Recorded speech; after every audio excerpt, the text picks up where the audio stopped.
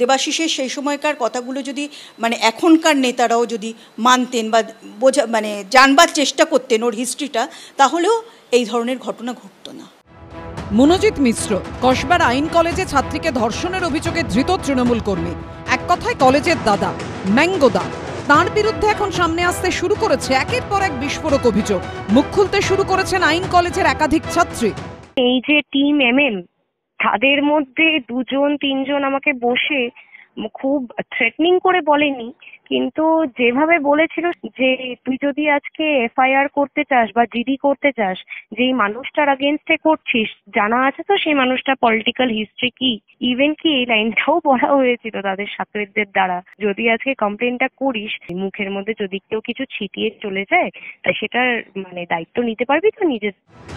তবে শুধু ছাত্রছাত্রীরাই নয়, অভিযোগ 2016 সাল থেকে মনোজিতের দাদাগিরির শিকার হন দেবাশিস চট্টোপাধ্যায়, যিনি 2004 থেকে 2018 পর্যন্ত সাউথ ক্যালকাটা ল কলেজের অধ্যক্ষ ছিলেন। প্রয়াত অধ্যক্ষের স্ত্রী, যিনি নিজেও অধ্যাপক, তার চাঞ্চল্যকর অভিযোগ অবৈধভাবে ভর্তি করানোর জন্য মোটা টাকা তুলতেন মনোজিৎ। ভর্তির সময় বেআইনিভাবে সেই মেধা তালিকা টপকে যেখানে হয়তো 600 র্যাঙ্ক অবধি চান্স পাওয়ার কথা, সেখানে 2000-এ যার নাম আছে তাকে ভর্তি নিতে হবে।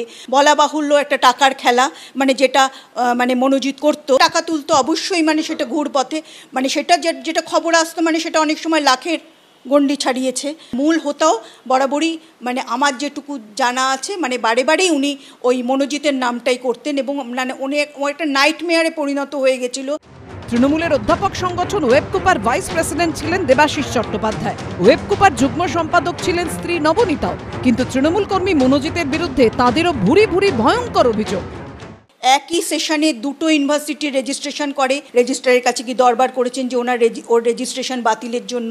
নিজের পঠন পাঠন থেকেও সেটা বেআইনি পথেও করেছে। ও একটা নাইটমেয়ারে পরিণত হয়ে গেছিল, এবং নানান রকম ভাবে ফোনে হুমকি দেওয়া, স্যার এগুলো আপনি ভালো করছেন না, আপনার বয়স হয়েছে, আপনি এইগুলো কেন করছেন, কেন মেনে নিচ্ছেন না আমাদের কথা।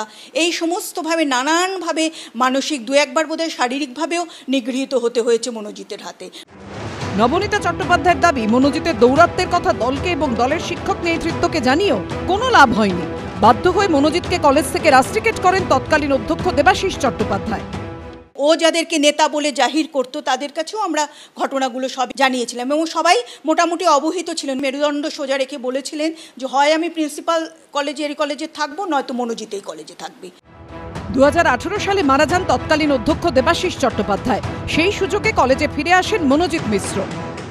ও সবসময় টিজ করা, ওই ছুটকাছে মেয়েদের পেছনে লাগা, কলেজে নতুন যখন মেয়েরা ভর্তি হয়, ফার্স্ট ইয়ার ফার্স্ট সেমের মেয়েরা আসে, তাদের সঙ্গে করা, এই জিনিসগুলো করতে, এগুলো দেবাশিসের নজরে এসছে। ও বারে বারে ওকে সতর্ক করেছে। যেটা সবথেকে আমাকে হার্ট করেছে বলতে পারেন, যে এখনকার জিবি কিভাবে ওকে কলেজের নন টিচিং স্টাফ হিসেবে নিয়োগ করলো। একটা ছেলের বিরুদ্ধে একের পর এক ভয়ঙ্কর অভিযোগ, সবাই সব জানত, কিন্তু তারপরও প্রশ্রয় দিত, মদত দিত। কেন এত গুরুত্ব ছিল মনোজিতের? উপরওয়ালাদের কি পাইয়ে দিতেন তিনি? কৃষ্ণেন্দু অধিকারী রিপোর্ট, এবিপি আনন্দ, কলকাতা।